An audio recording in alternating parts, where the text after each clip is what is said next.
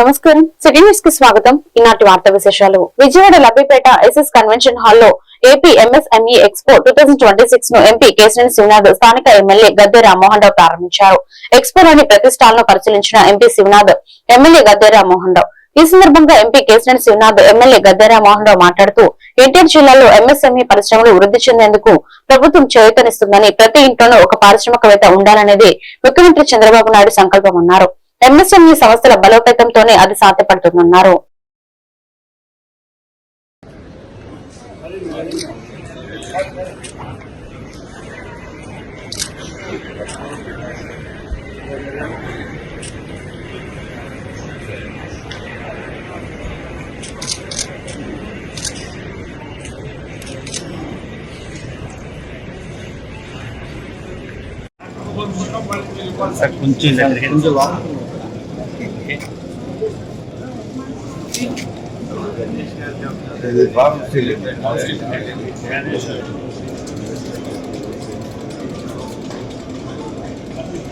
దయచేసి ఎగ్జిబిట్స్ అంతా కూడా ఒకసారి వెనకల నుండి ఇనాగ్రేషన్ హాల్ కి రావాల్సిందిగా కోరుచున్నాం.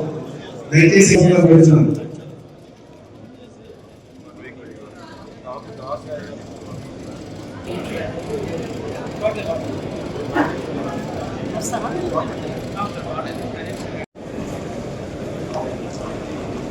ప్రొడక్ట్స్ ని ఎగ్జిబిట్ చేసుకునే విధంగా ఎగ్జిబిషన్లు ఉండేవి. కానీ ఇవాళ మన రాష్ట్రంలో తయారైన ప్రొడక్ట్స్ కి ఒక మార్కెటింగ్ అవేర్నెస్ క్రియేట్ చేయడానికి చక్కటి ఎగ్జిబిషన్ ని ఇవాళ నిర్వర్తించారు ఇక్కడ ఏపీఎంఎస్ఎంఈ వారు అందరూ కలిసి. రాష్ట్రంలో నిజంగా పరిస్థితులు చాలా ఇబ్బందికరమైన పరిస్థితులు ఉంటాయి. ఎందుకంటే నిజంగా విజయవాడ నగరం చూసుకున్నా కానీ, విశాఖపట్నం చూసుకున్నా కానీ, హైదరాబాద్ లాగా పెద్ద పెద్ద పరిశ్రమలు లేవు. అయినా కూడా ఎంఎస్ఎంఈ రంగంలో ఎన్నో కష్టాలు ఇబ్బందులు ఎదుర్కొని పెద్ద పెద్ద పరిశ్రమలు లేకపోయినా ఇక్కడ ఎంఎస్ఎంఈ పరిశ్రమలు నిలదొక్కున్నాయంటే ఇవాళ ఉన్న ప్రతి ఒక్క పారిశ్రామికవేత్త యొక్క అంకుటిత దీక్ష. నిజంగా చూస్తే పరిస్థితులకు ఎదురొడ్డి ఇక్కడ ఒక ఇండస్ట్రీని నిలబెట్టారు. నిజంగా హైదరాబాద్ లో పరిశ్రమలు రావడం చాలా ఈజీ. ఎందుకంటే చాలా పెద్ద పరిశ్రమలు ఉంటాయి, వాటికి యాన్సిలరీస్ పెడతారు. అట్లా ఎంఎస్ఎంఈలు కోయంబత్తూరులో కానీ, చెన్నైలో కానీ, మద్రాసులో కానీ, బాంబేలో కానీ స్థిరపడి అంటే పెద్ద పరిశ్రమలకి ఆధారితంగా ఎంఎస్ఎంఈ నిలబడింది. కానీ ఎటువంటి సపోర్టు లేకపోయినా తమ స్వశక్తితో, అంటే ఇక్కడ ఉన్న పారిశ్రామికవేత్తలు ఎంతో తెలివిగల వాళ్ళు చాలా మంది ఇక్కడ నుంచి హైదరాబాద్ లో వెళ్ళిపోయి, బెంగళూరు వెళ్ళిపోయి పరిశ్రమలు పెట్టారు. ఆయన నోటి అంటే ఒక మాట వచ్చిందంటే ఆ మాట వచ్చిన సమయంలో జనాలకు అర్థం కాకపోయినా రానున్న సంవత్సరాల్లో దాని గొప్పతనం తెలుస్తుంది. కంప్యూటర్ అనే మాట అన్నారు. ఇవాళ ప్రపంచం అంతా కంప్యూటర్ చుట్టూ తిరుగుతాం. ఈ రోజు 2024లో ఆయన ముఖ్యమంత్రి అయిన తర్వాత ఇప్పుడు చూసిన ఆయన నోటి అంటే ఒకటే మాట, ప్రతి ఇంటి నుంచి ఒక ఎంటర్‌ప్రెన్యూర్ రావాలి. అప్పుడు మాత్రమే ఈ రాష్ట్రం ఆ కుటుంబం డెవలప్ అవడమే కాకుండా కుటుంబంతో పాటు రాష్ట్రం అంతా డెవలప్ అవుతుందని చెప్తా ఉన్నాను. దానిలో ప్రత్యేకంగా ఈ చిన్న మధ్యతరగతి పరిశ్రమల ద్వారా మాత్రమే అభివృద్ధి సాధ్యమని కూడా చెప్తాం. ఇవాళ దానికోసం ప్రతి ఒక్క నియోజకవర్గంలోనూ కూడా ఒక ఎస్ఎంఈ పెట్టాలని చెప్పి ఆయన ఆలోచన చేయడమే కాకుండా దాని మీద కలెక్టర్లు పరిగెత్తిస్తాం. ఇందాక ఎంపీ గారు చెప్పినట్లుగా విజయవాడ లబ్బిపేట ఎస్ఎస్ కన్వెన్షన్ హాల్లో ఏపీ ఎంఎస్ఎంఈ ఎక్స్పో 2026 ను ప్రారంభించిన ఎంపీ కేశినేని శివనాథ్ ఎమ్మెల్యే గద్దె రామ్మోహన్ రావు.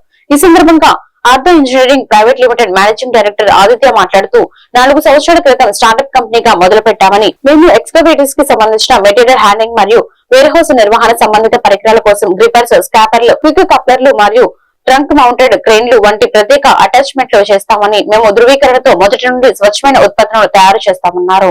అండి, నా పేరు Aditya, managing director of Aadra engineering private limited Vijayawada. So మేము 4 years బ్యాక్ స్టార్ట్అప్ తో స్టార్ట్ చేసామండి. ఒక నార్మల్ ఎక్స్కవేటర్ బకెట్స్ తో స్టార్ట్ చేసాము. Present we are making truck mounted cranes, knuckle boom and stiff boom cranes. అవి ప్రెసెంట్ ఆల్ ఓవర్ ఇండియాలో ఓన్లీ ఇంటర్నేషనల్ ప్లేయర్స్ మాత్రమే ఉన్నాము. బట్ ప్రెసెంట్ మేము లోకల్ ఇండియన్ డెవలప్మెంట్ తో, ఇండిజినస్ డెవలప్మెంట్ తో ప్రతి ప్రోడక్ట్, ప్రతి కాంపోనెంట్ మేము తయారు చేసి ఎంటైర్ ఆ క్రెయిన్ మొత్తం మేమే తయారు చేసాము, ఈచ్ అండ్ ఎవ్రీ పార్ట్ తో పాటు. అండ్ మేము every year every product line అనేది యాడ్ చేస్తా పోతున్నాము. our ultimate goal is to make in India, and non-existing items in India we have to make it in India. That's it. Response అయితే so far చాలా బాగుందండి. Participants అందరూ చాలా active గా participate చేస్తున్నారు, వస్తున్నారు, ఇన్ఫర్మేషన్ తెలుసుకుంటున్నారు. Machine owners, vehicle owners, local enterprises owners, so they are communicating, they వస్తున్నారు, వాళ్ళు ఐటమ్ కాస్ట్ అడుగుతున్నారు. So they are varying plus and minus అన్ని తెలుసుకుంటున్నారు బయట ఇంటర్నేషనల్ ప్రొడక్ట్ కి లోకల్ మార్కెట్ మనం ఇచ్చే ఐటమ్ కి. సో రిలయబిలిటీ కూడా మనకి ఎక్కువ ఉంటుంది. వేరే చైనా ప్రొడక్ట్స్ అండ్ మన కంపేర్ చేసుకుంటే మన మ్యానుఫ్యాక్చరింగ్ క్వాలిటీ అనేది చాలా బాగుంటుంది.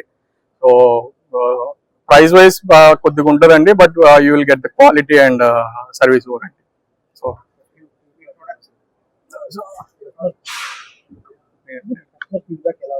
కస్టమర్ ఫీడ్బ్యాక్ అయితే సోఫార్ బాగుందండి. మేము మా ఐటమ్ వైజ్ కానీ సోఫార్ ఈ ఎక్స్పో ఫీడ్బ్యాక్ కానీ కస్టమర్స్ అయితే చాలా యాక్టివ్ గా పార్టిసిపేట్ చేస్తున్నారు. ఇన్ఫర్మేషన్ అనేది అడిగి మరీ తెలుసుకుంటున్నారు, జస్ట్ ఏదో చూసి వెళ్ళిపోకుండా they are just communicating with the stall owners. So it's very positive అండి, it's going very positive way. So hopefully ఈ 3 days మాకు మంచి leads and will get our business very good అని మేము అనుకుంటున్నాం. Thank you. అభివృద్ధి పేరుతో ఆదివాసులను శనార్థులుగా మార్చకూడదని మాజీ డీజీపీ డాక్టర్ జె పూర్ణచంద్రరావు అన్నారు. ఆంధ్రప్రదేశ్ గవర్నర్ అబ్దుల్ నజీర్ ని కలిసిన ప్రతినిధి బృందం రాష్ట్రంలో ఆదివాసుల హక్కులు రక్షించడంతో పాటు రాజ్యాంగంలోని 5వ షెడ్యూల్ నిబంధనలు సమర్థంగా అమలు చేయాలని కోరుతూ జాతీయ ఆదివాసీ రాజ్యాంగ హక్కుల పరిరక్షణ సమన్వయ కమిటీ సభ్యులు గురువారం విజయవాడలోని రాజ్భవన్ లో ఆంధ్రప్రదేశ్ గవర్నర్ అబ్దుల్ నజీర్ ని గురువారం రాత్రి కలిశారు. అనంతరం రాజ్భవన్ మీడియా పాయింట్ వద్ద మీడియా సమావేశం ఏర్పాటు చేశారు. ఈ సందర్భంగా డాక్టర్ జె పూర్ణచంద్రరావు, మాజీ డీజీపీ, ఏఐబీఎస్పీ జాతీయ సమన్వయకర్త, ఏపీ మాజీ సిఎస్పీ వి రమేష్, మాజీ ఎమ్మెల్యేలు రాజారావు, చందా లింగయ్యతో మాట్లాడుతూ అభివృద్ధి కార్యక్రమాల వలన ఆదివాసులు తమ ఇల్లు, జీవనాధారాలు కోల్పోయి తమ స్వంత భూములను శనార్థులుగా ఏమారే పరిస్థితి తీసుకురావద్దని అన్నారు. ఆల్ ఇండియా ఆదివాసీ కోఆర్డినేషన్ కమిటీ ఆధ్వర్యంలో గవర్నర్ గారిని కలవటం జరిగింది. గవర్నర్ గారికి చెప్పిన విషయాలు ఏంటంటే, ఆదివాసీ ఏరియాలు ఏవైతే ఉన్నాయో మన దగ్గర scheduled areas, agency areas, Parvathipuram దగ్గర నుంచి రంపచోడవరం, చింతూరు, భద్రాచలం ప్రాంతాలన్నీ కూడా ఇవి షెడ్యూల్డ్ ఏరియాస్. ఇప్పుడు కాదు, 1834లో బ్రిటిష్ గవర్నమెంటే డిక్లేర్ చేసింది. అప్పుడు బ్రిటిష్ గవర్నర్ జనరల్ అడ్మినిస్ట్రేషన్ కింద ఉన్నాయి. ఆ తర్వాత కలెక్టర్లు నేరుగా గవర్నర్ జనరల్ కే ఈ విషయాలు ఆయన అడ్మినిస్ట్రేషన్ చూస్తూ ఉండేది. అయితే ఈ రోజున డెమోక్రసీ వచ్చి రాజ్యాంగం వచ్చినాక అవే అధికారాలు ఈ రోజున గవర్నర్లకు ఉన్నాయి. సో ఈ గవర్నర్ యొక్క విస్తృతాధికారాలు ట్రైబల్స్ విషయంలో, ఆదివాసీ విషయంలో ఉన్న అధికారాలు గవర్నర్ కి వేరే ఏ కమ్యూనిటీ మీద లేవని చెప్పడం జరిగింది. సో ఈ ఆదివాసీల సంబంధించి ఉన్న అధికారాలని ఆయన వాడాల్సిన అవసరం ఉంది. కలెక్టర్లను నేరుగా అడగాల్సిన అవసరం ఉంది. ఈ ట్రైబల్ ఏరియాస్ కి పర్యటించాల్సిన అవసరం ఉంది, రివ్యూ చేయాల్సిన అవసరం ఉంది. ఇరిగేషన్ కి అవసరమే. మరి కింద ప్రజలు, మైదాన ప్రాంతాల ప్రజలు తరతరాలుగా వాళ్ళు బాగుపడే పరిస్థితుల్లో ఈ ప్రాజెక్ట్ ఉంది. కాబట్టి 2000 సంవత్సరాల నుంచి ఉన్నటువంటి ట్రైబల్స్ కి న్యాయం జరగాలంటే మరి కమాండ్ ఏరియా కింద ఈ ప్రాజెక్ట్ కిందే వాళ్ళకి భూములు ఇవ్వాలని చెప్పి వాళ్ళ ఊళ్ళు ఇళ్ళు ఎలా ఉన్నాయో అలా గవర్నర్ గారిని ఆల్ ఇండియా ఆదివాసీ యాక్షన్ కమిటీ, ముఖ్యంగా ఎవరైతే సీనియర్ నాయకులు ఉన్నారో పాడేరు, పార్వతీపురం, అరకు, భద్రాచలం, చింతూరు, రంపచోడవరం వరకు ఉన్న మొత్తం ఆంధ్రప్రదేశ్ లో షెడ్యూల్డ్ ఏరియాస్ ఏమైతే ఉన్నాయో అక్కడ ఉన్న నాయకులందరూ కూడా కలిసి పూర్ణచంద్రరావు గారు, all India DSP coordinator, national coordinator వారి ఆధ్వర్యంలో గవర్నర్ గారిని కలవడం జరిగింది. గవర్నర్ గారిని కలవడంలో ముఖ్య ఉద్దేశం, నేను ఈ రోజు ఇక్కడికి రావడానికి కూడా ముఖ్య ఉద్దేశం, నేను 86 నుంచి 96 మధ్యలో షెడ్యూల్ ప్రాంతం పనిచేశాను. ప్రాజెక్ట్ ఆఫీసర్ గా, సబ్ కలెక్టర్ గా, అడిషనల్ కలెక్టర్ గా, తర్వాత డైరెక్టర్ ట్రైబల్ వెల్ఫేర్. అప్పుడున్న పరిస్థితుల్లో నక్సలిజం ఎక్కువగా ఉన్న రోజుల్లో ITDA integrated tribal development agency ఏర్పాటు చేసి వాటిని సింగిల్ లైన్ అడ్మినిస్ట్రేషన్ తీసుకొని వచ్చి ఆదివాసీ కోఆర్డినేషన్ కమిటీ జాతీయ కన్వీనర్. అది ఈరోజు 5వ షెడ్యూల్ ప్రాంతంలో ఆదివాసులు ఎదుర్కొంటున్నటువంటి సమస్యల మీద ఈరోజు 12 మంది డెలిగేట్స్ మరి రిటైర్డ్ డీజీపీ గారు పూర్ణచంద్రరావు గారు, అదేవిధంగా డాక్టర్ రమేష్ గారు, తర్వాత మా జాతీయ చైర్మన్ కండలింగయ్య గారు, మా రాష్ట్ర చైర్మన్ కోలగ లక్ష్మణమూర్తి, మాజీ ఎమ్మెల్యే, తదితర మిగతా మిత్రులందరితో కలిసి మన గవర్నర్ గారిని కలవడం జరిగింది. అందులో ప్రధానంగా జీవో నెంబర్ 3 విషయంలో అప్పుడు చంద్రబాబు నాయుడు గారు ముఖ్యమంత్రిగా ఉంటప్పుడే 275 జీవోని రద్దు చేసింది. అప్పుడు న్యాయస్థానంలో మేము ఆ ప్రభుత్వం నిర్ణయాన్ని ఛాలెంజ్ చేయడం వలన నెంబర్ 3 జీవో వచ్చింది. అంటే ఒక జీవో కొట్టేసిన తర్వాత మళ్ళీ జీవో ఇచ్చింది. కానీ ఆ రోజు ప్రభుత్వాలు చట్టం చేసి పరిస్థితి వచ్చేది కాదు. కాబట్టి ఇప్పుడు మేము మళ్ళీ ఎన్టీఆర్ జిల్లా పెనుగంచిప్రోలు మండల పరిషత్ కార్యాలయంలో శుక్రవారం ప్రజా సమస్యల పరిష్కార వేదిక ఆయన ప్రజా దర్బార్ కార్యక్రమం నిర్వహించారు. ముఖ్య అతిథిగా ఎమ్మెల్యే శ్రీరామ్ రాజగోపాల్ తాతయ్య ప్రజల నుంచి అర్జీలను స్వీకరించి వచ్చిన సమస్యలను సంబంధిత అధికారులకు తెలియజేసి వాటిని త్వరితగతిన పరిష్కరించాలని సూచించారు. ఈ సందర్భంగా ఆయన మాట్లాడుతూ ప్రజల నుంచి వచ్చిన అర్జీలను పబ్లిక్ గ్రీవెన్స్ రెడ్రెసల్ సిస్టమ్ ద్వారా ఆన్లైన్ లో నమోదు చేసి బాధ్యతాయుతంగా పరిష్కరిస్తున్నామని తెలిపారు.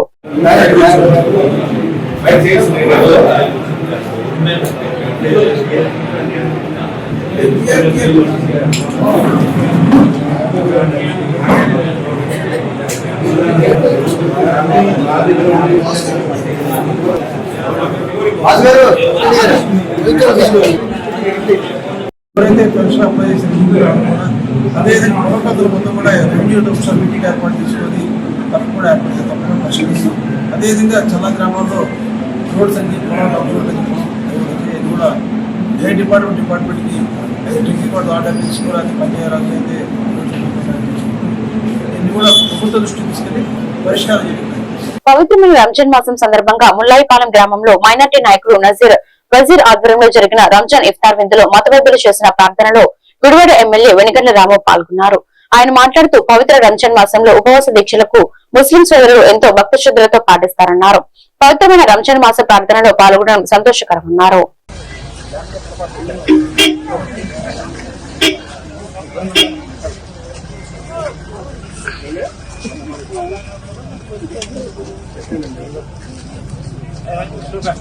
ربنا ظلمنا انفسنا وان لم تغفر لنا وترحمنا لنكونن من الخاسرين يا رحيم ولا كريم ولا حسب ذنوبنا وما غفرنا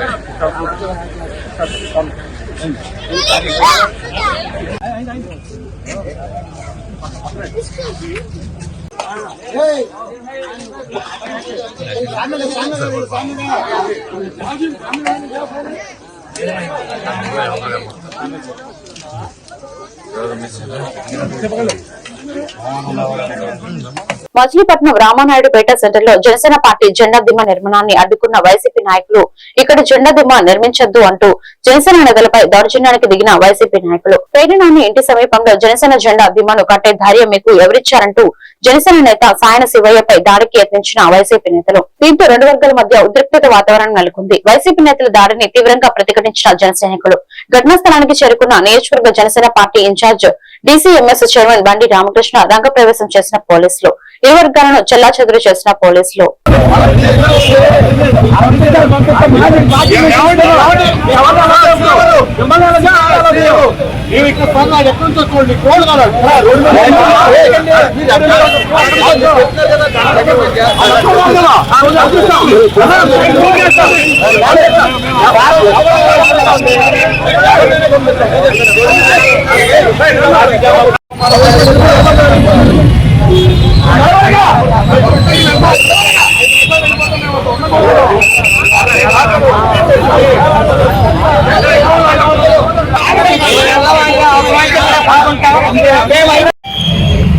దయచేసి రోడ్ క్లియర్ చేయాలండి.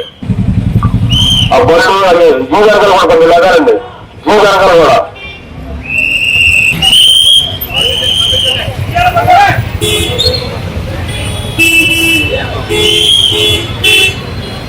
రేపు 14వ తారీఖున ఆవిర్భావ సభ 12వ ఆవిర్భావ సభ పెద్ద ఎత్తున జిల్లాలో చేయాలని అక్కడక్కడ మేము దిమ్మలు కట్టుకోవడం జరుగుతుంది.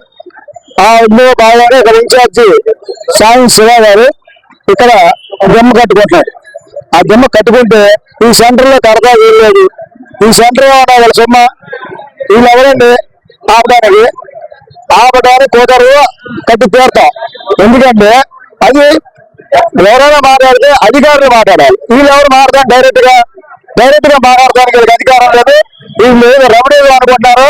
చాలా మంది మచిలీపట్నం రబడీని చాలా మంది చూసాము. దేనికి భయపడేది మేము ఎవరి జోలికి వెళ్ళాం. మా జోలికి వస్తే మాత్రం ఎక్కడ తగ్గేది అనుకో. ఎందుకంటే మేము ఇక్కడ దిమ్మ కట్టుకుంటే పట్టుకోమండి. ఎక్కడన్నా వైసీపీ ఇష్టం కట్టుకోమండి. రావణాది బట్టలు కట్టుకుంటారు, లేకపోతే మా యొక్క ఓటర్ దగ్గర కడతారు. ఎక్కడికైనా కట్టుకోమండి. మేము ఎందుకు వద్దంటాం? మేము ఎవరు ఆపడానికి మా దిమ్మ ఆపడానికి.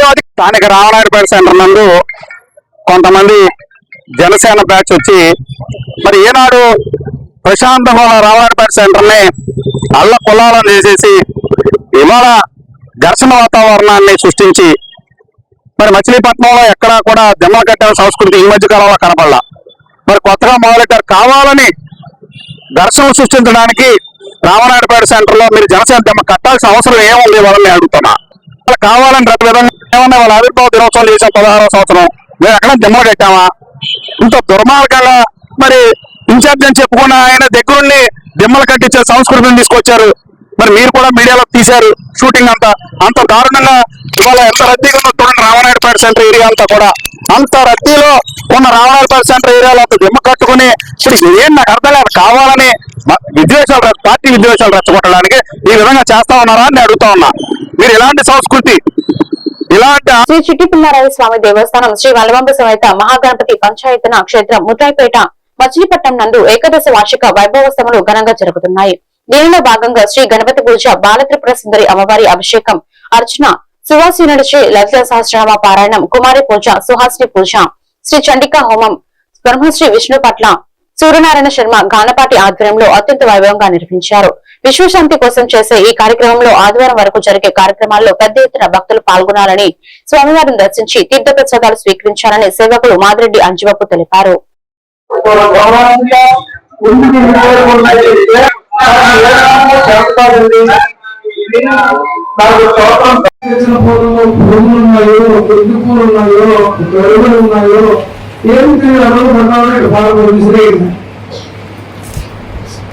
పొలాల్లో మనసు చెందినట్టు అమ్మవారికి పూలు చాలా ఇచ్చిన తర్వాత ఇంటికి వచ్చినటువంటి సువాసిని ఒక సువాసిని అక్కడ కూర్చోబెట్టి ఆ సువాసికగా మనకి పరిచయం లేని అభ్యాగత మూర్తి ఎవరున్నారో ఆవిడని పిలిచి అక్కడ కూర్చోబెట్టి ఆవిడకి పూజ చేసి ఆవిడకి చీర పెడితే పుణ్యం కానీ మీ అమ్మాయికి మీ తోడుకోవడానికి పెడితే పుణ్యం లేదు. ఎప్పుడప్పుడు పెట్టాలి. ఈ మూర్తిని తీసుకొచ్చి అక్కడ కూర్చోబెడితే ఆవిడే లలితా పరమేశ్వరి. ఆవిడకి నువ్వు తెలుసుకున్నావు. నువ్వు కట్టుకునే దానికంటే గొప్ప చీర ఆవిడెవరికో ఎందుకంటే ఇంత చీర 200 రూపాయలు చేయిస్తారంటే నీకు కూడా 200 రూపాయలు చీర అమ్మవారు ఆశీర్వదనం చేస్తుంది. మరి ఇంకా దేవతా మూర్తులకు ఇవాళ పొద్దున్న చండీ హోమం జరుగుతుంది కదా. ఇక్కడ అక్కడ గత చండీ హోమం, ఇక్కడ ఒక చండీ హోమం. గణేశాయ మహా మన బుటాయిపేట చిట్టిపుల్లారాయ స్వామి దేవాలయంలో బ్రహ్మశ్రీ విష్ణుపట్ల సూర్యనారాయణ శర్మ గారి ఆధ్వర్యంలో ఏకాదశ వార్షిక వైభవోత్సవములు ప్రతి ఏటా చేసుకోవడం జరుగుతుంది. అలాగే విశ్వశాంతి కోసం నవగ్రహ యజ్ఞాన్ని, శతచండీ హోమాన్ని నిర్వహించడం జరుగుతుంది. దాంట్లో భాగంగానే ఈ రోజున సుహాసిని అందరికి కూడా సుహాసిని పూజ చేసి అమ్మవారికి అభిషేకాన్ని చేయడం జరిగింది. మరి భక్తులందరూ కూడా ఈ కార్యక్రమంలో అనేక మంది పాల్గొన్నారు. వారందరూ కూడా అమ్మవారి కృప ఉండాలని చెప్పి కోరుకుంటూ ఎందుకు చేస్తారు ఈరోజు విశ్వశాంతి కోసం మరి ఆంధ్ర రాష్ట్రం అంతా కూడా బాగుండాలని, చక్కటి పంటలు పండాలని చెప్పి అందరూ ఆరోగ్యంగా ఉండాలని చెప్పి మరి ఆ నిర్ణయంతోనే ఈ కార్యక్రమాలన్నీ చేయడం జరుగుతుంది. ఇది 5వ రోజు, ఇంకా 2 రోజులు ఉంది. రేపు ఆదివారంతో ఈ కార్యక్రమాన్ని ముగిస్తున్నారు. ఆదివారం మహాపూర్ణాహుతి కూడా జరుగుతుంది. భక్తులందరూ కూడా ఈ కార్యక్రమానికి ఇచ్చేసి ఈ విశ్వశాంతికి చేసి ఈ యజ్ఞంలో పాల్గొనవలసిందిగా కోరుకుంటున్నాం. దేశంలో ప్రాముఖ్యమైన టాటా కంపెనీల అనుబంధ సేవా సంస్థ Tata Strive skill development centre ను గుడివాడలో శిక్షణా కేంద్రాన్ని ఏర్పాటు చేసినందుకు ముందుకు వచ్చిందని ఆ సంస్థ program development head Rajashree Mukherjee, associated lead Santosh డోంగ్రేలతో ఎమ్మెల్యే వెనుగల రాము సమావేశమయ్యారు. Program development head Rajashree Mukherjee మాట్లాడుతూ దేశంలో యువశక్తికి కొదవలేదని, వారికి సాంకేతిక సహకారం అందించి ఆధునిక పద్ధతుల్లో నైపుణ్యం పెంపొందించేందుకు Tata Strive skill development centre పనిచేస్తుందన్నారు. ప్రతిష్టాత్మకమైన సంస్థ గుడివాడలో ఏర్పాటు అయ్యేలా సహకరిస్తున్న TCS head Kiran Gupta, efficiency chief business officer Venigalla సుగదలకు ఎమ్మెల్యే రాము ధన్యవాదాలు తెలిపారు. We started with technical trades like electrician. Oh, just hold on. Let everybody to hear a chance so that you know. Okay. The overall context of the country today, India has this immense demographic advantage, right? Wherein a very large proportion of the youth is actually very young, and a significantly very high number of youth is entering the workforce on a yearly basis. Are the jobs getting created at the same pace as the youth is entering the workforce? Perhaps not. But there is enough opportunity which is also there for the individuals to get employed. So many industries are actually today also coming back and saying that while we need a lot of individuals who are skilled in particular areas, we do not get those individuals, and hence training youth for specific job roles becomes that much more important. It is also an imperative for us to do that because a large portion of the youth in the country, they actually fall out of the education system. They do not even complete their 10th standard, and hence they are unable to earn any livelihood post training, post completion of their 10th standard, or even before that once they drop out. ఇతర ప్రదేశాలు కానీ దేశం మొత్తం మీద కూడా, రాష్ట్రంలోనే కాకుండా దేశం మొత్తం మీద కూడా అంటే ఇండస్ట్రీకి స్కిల్స్కి గ్యాప్ ఉంది చాలా. అంటే అందరూ ఒకే రకమైన ట్రైనింగ్, అందరూ ఐటీ, అందరూ ఇదే దీంట్లో చేసుకున్నారు మాత్రాన ఎంప్లాయబిలిటీ రావట్లేదు. ఎంప్లాయ్మెంట్కి ఏంటంటే స్కిల్స్ కావాలి. ఎంప్లాయ్మెంట్ స్కిల్స్ కావాలి అంటే వాళ్ళకి ఏదో ఎక్స్పీరియన్స్ ఉండాలి. చాలా సంవత్సరాలు మన గతంలో చూసుకుంటే ఎన్నో సంవత్సరాల నుంచి నిదానంగా నేర్చుకుని ఏదో ఒక దాంట్లో స్కిల్ ఏర్పాటు చేసుకున్నాడు. అలాంటిది ఇప్పుడు ట్రైనింగ్ డిఫరెంట్ ట్రైనింగ్స్ తీసుకుని వస్తూ ఉందనిపిస్తుంది. ఐటీ అనేది ఒక ఆస్పెక్ట్ అయితే, ఇంకా మనకి జరిగే అంటే రోజువారీ కార్యక్రమాల్లో కూడా చాలా రిక్వైర్మెంట్స్ ఉన్నాయి. ఇప్పుడు ఎలక్ట్రీషియన్ అవ్వాలంటే ఎలక్ట్రీషియన్కి ట్రైనింగ్ తీసుకుంటే ట్రైనింగ్ మామూలుగా ఎవరి దగ్గర ట్రైనింగ్ తీసుకోవాలంటే కొన్ని సంవత్సరాలు పడుతుంది. అది లేదు ఐటీఐ లాంటి ఐటీఐనో ఏదైనా చదువుకుని రావాలి. ఐటీఐ చేసుకున్నా కానీ ఇంకా కూడా టెక్నాలజీ ఐటీఐస్ కూడా మన ఓల్డ్ అయిపోయి ఉన్నాయి ఇప్పుడు అవంతా. So the skill gap. ఈ వార్తలు ఇంతటితో సమాప్తం. మరొక బిల్టన్ లో మళ్ళీ కలుద్దాం. నమస్కారం.